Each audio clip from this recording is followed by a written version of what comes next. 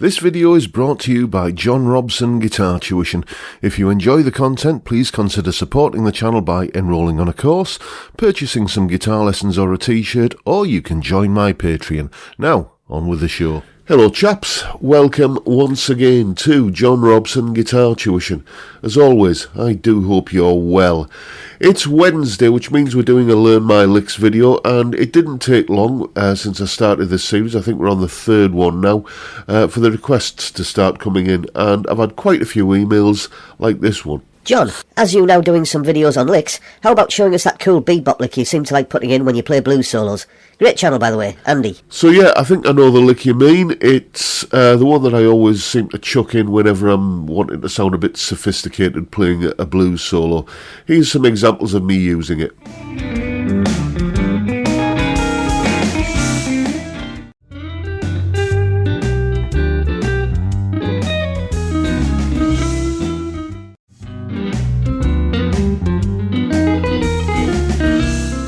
And here's a little mini solo showing the lick in context. I've indicated when the lick comes along, so you shouldn't have any problem spotting it.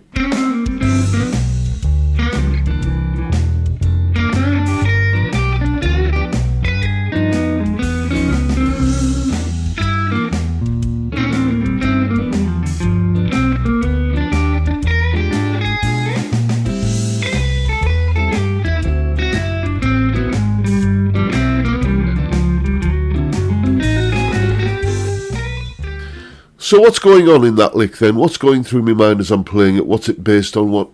How can you use that idea in your own solos? Well, since you ask, here's a bit of an explanation. Lick? Explanation. Okay then, so a spicy little blues lick to liven up your blues solos.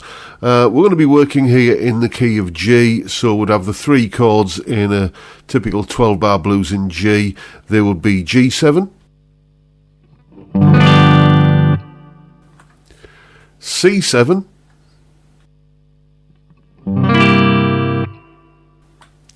and D7.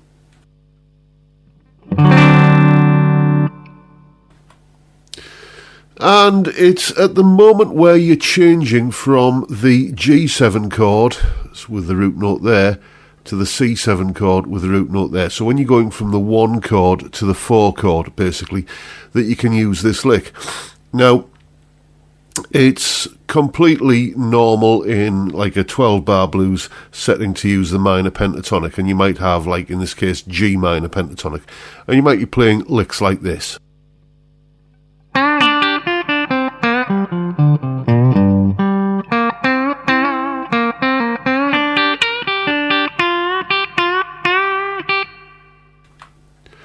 All fairly run-of-the-mill sort of stuff, but we can do more. We can, as I say, when we're kind of moving up to that 4 chord from the 1 chord, is basically in bars 4 and 5, as you're going from the G7 up to the C7, you can throw in a little bit of spicy tension. And what we're going to do is we're just going to move up 1 fret. So instead of playing G minor, we're just going to go up to G sharp minor. Okay?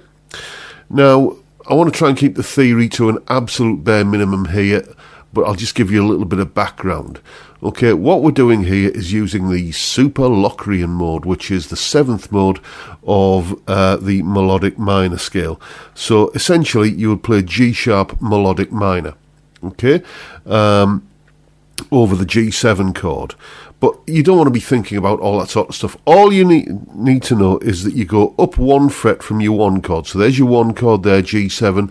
Go up 1 fret, so you're thinking G sharp, and play like a minor arpeggio, basically, a minor lick. Maybe something like this.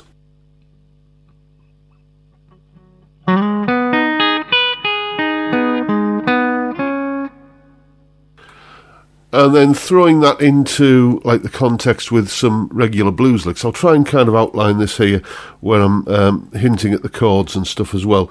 So we're going to be playing kind of regular G blues licks here, and then we're going to be going up to the C7 chord via that G sharp minor idea. It might sound a bit like this.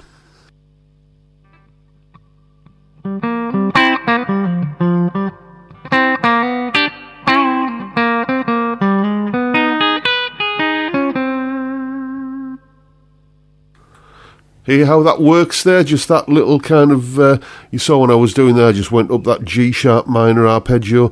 I was playing around in the G minor pentatonic and then just go up a fret and outline a minor arpeggio like this. I'll spell it out again.